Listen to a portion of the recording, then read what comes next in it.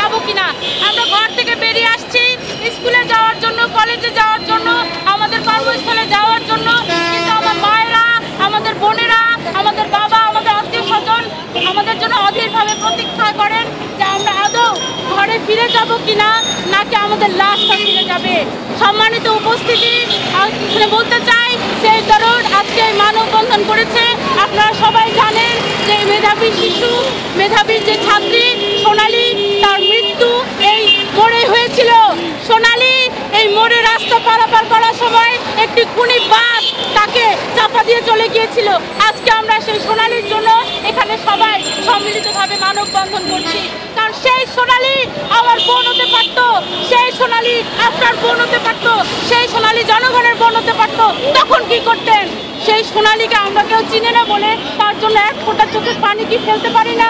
সেই সোনালীর জন্য কি আমরা সবাই মিলে মাননীয় প্রধানমন্ত্রীর কাছে আমরা আজ্ঞা দিতে পারি না যে তাকে, তার পরিবারকে ক্ষতিপূরণ দেওয়া হোক? সেই সোনালীর পরিবার গরিব একটি পরিবার, গরিব, তারা গরিব বলে তারা আজও এখনো পর্যন্ত কোনো ক্ষতিপূরণ পায়নি। আমরা সেই কারণে এখানে